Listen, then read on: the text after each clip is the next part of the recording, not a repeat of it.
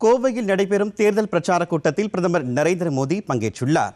கொடிஷியா மைதானத்தில் நடைபெறும் பிரம்மாண்ட பொதுக்கூட்டத்தில் தேசிய ஜனநாயக கூட்டணி வேட்பாளர்களை ஆதரித்து அவர் உரையாற்றுகிறார். இந்நிகழ்வில் பாஜக மாநில தலைவர் நயினா நாகேந்திரன், மத்திய இணையமைச்சர் எல் முருகன் உள்பட பாஜகவின் முக்கிய நிர்வாகிகள், அதிமுக பொதுச் செயலாளர் எடப்பாடி பழனிசாமி உள்பட கூட்டணி கட்சி தலைவர்கள் உள்ளிட்டோர் பங்கேற்றனர். பிரதமரின் கோவை வருகையை முன்னிட்டு மாவட்டத்தின் முக்கிய பகுதிகளில் பாதுகாப்பு ஏற்பாடுகள் தீவிரப்படுத்தப்பட்டுள்ளன. அவினாசி சாலை, ஹோப்ஸ், கொடிசியா, பீலமேடு, சித்ரா, காந்தி மாநகர், நேரு நகர், சிங்காநல்லூர், சின்னியம்பாளையம், காலப்பட்டி, நீலாம்பூர் மற்றும் இருகூர் உள்ளிட்ட பகுதிகளில் ட்ரோன்கள் பறக்க தடை விதிக்கப்பட்டுள்ளது. MPs and MLAs. Basis the 2011 census, Tamil Nadu was going to get so many more seats, but clearly DMK did not want to this happen. Anyhow, the DMK's actions are now very clearly exposed. இந்த மசோதா மட்டும் சட்டமாகி இருந்தால் சாதாரண குடும்பங்களைச் சேர்ந்த பல பெண்கள் எம்பிக்களாகவும் எம்எல்ஏக்களாகவும் ஆகியிருப்பார்கள். 2011ஆம் ஆண்டு மக்கள் தொகை கணக்கெடுப்பின்படி தமிழ்நாட்டிற்கு அதிக இருக்கைகள் கிடைப்பதாக இருந்தது. ஆனால் தெளிவாக இதை திமுக விரும்பவில்லை. இப்போது திமுகவின் செயல்கள் தெளிவாக அம்பலமாகிவிட்டன, குட்டு வெளிப்பட்டு விட்டது. By wearing black clothes, DMK cannot cover up their wrong intentions. I want to tell the DMK that people know your black deeds. You cannot escape your black deeds any longer. Janata DMK के काले कारनामे अच्छी तरह से जान चुकी है.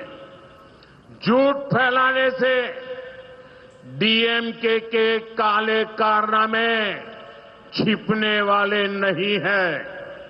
கருப்பு உடைகள் அணிந்து திமுக தங்களுடைய தீய எண்ணங்களுக்கு திரை போட்டு விட முடியாது என்று திமுகவுக்கு நான் கூறிக்கொள்ள விரும்புகின்றேன். உங்களுடைய கெட்ட செயல்களின் பலன்களிலிருந்து உங்களால் இனி தப்பவே முடியாது. மக்கள் உங்களின் உண்மையான முகங்களை தெரிந்து கொண்டு விட்டார்கள். பொய்களை பேசித் திரியும் திமுகவால் இனிமேல் புரட்டுக்களை, புனை சுருட்டுக்களை மறைக்க முடியாது.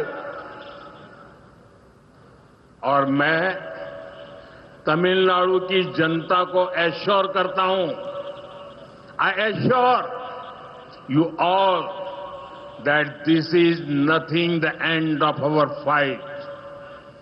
This is just the beginning. BJP और एनडीए आपके अधिकारों के लिए संघर्ष करते रहेंगे. தமிழர்களே, உங்களுக்கு நான் ஒன்று உறுதிபட கூறிக்கொள்ள விரும்புகின்றேன். இது எங்களுடைய போராட்டத்தின் முடிவு அல்ல, இது தொடக்கம்தான். பிஜேபியும் தேசிய ஜனநாயக கூட்டணியும் உங்களுடைய உரிமைகளுக்காக தொடர்ந்து போராடி வருவார்கள். இது என்னுடைய உறுதிப்பாடு. इस कार्यक्रम के बाद आज रात को 8:30 बजे 8:30 मैं राष्ट्र के नाम अपनी बात बताने वाला हूं. इस विषय पर मैं विस्तार से चर्चा करने वाला हूं. இந்த நிகழ்ச்சி நிறைவடைந்த பிறகு இன்று இரவு 8:30 மணி அளவிலே நான் நாட்டு மக்களிடம் உரையாற்ற விரும்புகின்றேன். இந்த விஷயம் குறித்து விரிவாக நான் நாட்டு மக்களிடம் பகிர்ந்து கொள்ள இருக்கிறேன். அனைவரும் தவறாது கேளுங்கள்.